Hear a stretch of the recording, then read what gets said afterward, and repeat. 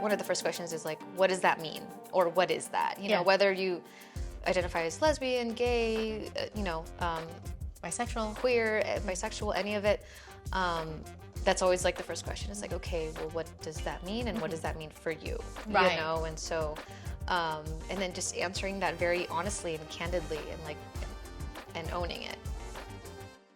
You are watching Sojannelletv, where we feature stories of immigration and representation. Representation is the word for today's show because Rachel is representing for us. She is in a movie, What Happens in Miami, that's available on Tubi. It's completely free, so make sure that you download the app and then you watch her there. But at the same time, representing the LGBTQ community, Rachel is out and proud, queer, yes, bisexual. Yes, and we talked about that, and that's why we're closing out the month of June with her story, because I think it's really fascinating. Is it okay with your parents that you're out and proud? I find that more with my Lola, because she is still very much in the church and all of that stuff, and so it's a tricky it's a tricky thing because I know that my Lola loves me and is proud of me and you know, just loves me unconditionally, but of course her having to like kind of navigate that with her church and her church friends and that group, you know, is, I think that's the most challenge. Difficult, the challenge for her.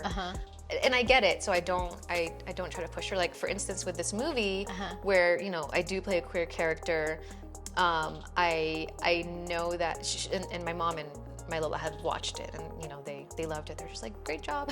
Right. But I think I had mentioned to my Lola, like, oh yeah, you can share it with your friends, you know, trying to get the streams up. And, and I think she's very hesitant to share it with them, of course, because a lot of them are from the church and everything, which I totally understand. So for me, like, I respect her boundary and I respect, you know, what she's comfortable with. And it is a little bit sad that, okay, like you can't really, you know, share all of that. All of me with like your close friends and stuff. But I also understand. I get it. So I think it goes both ways. Like we both kind of, you know, we have boundaries with each other. Right. Is there a thing where, how do you know that you're ready to come out? You're never really ready. You're never really ready to come out. It's a thing where you have to just dive into the fear. You have to like do it to get through it. You know, you have to just jump in, and do it while you're scared, because there's really no other way. Definitely, the big first step is accepting yourself. Yes. Yeah. Okay. And then comes, you know, everything else, right? And hopefully, again, you know, times are changing. Society's changing. We're being, you know, being more progressive, and there's more, you know, we have more Pride months and around the world, which is awesome.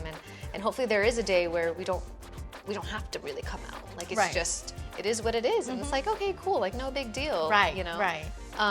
But yeah, my biggest advice for anybody who's like, you know, thinking about coming out or like you're struggling with that is really sitting down and talking to yourself and know that like no matter who you love, you are worthy and you matter, and just know that like it does get better, and once you really just own yourself, love yourself, accept yourself, things are gonna change for the better. It is scary, it is so scary, but there's so much love and joy out there waiting for you.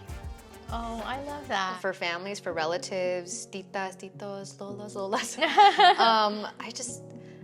I just hope and I ask that you just be open to conversation, and know that your child, your relative, whoever it is, that they're struggling and that they, you know, and it's going to mean the world to them that you know, embrace them and support them. And I know it's going to be difficult. I know there's a lot of questions, you know, but just at least getting the conversation started is like the biggest first step.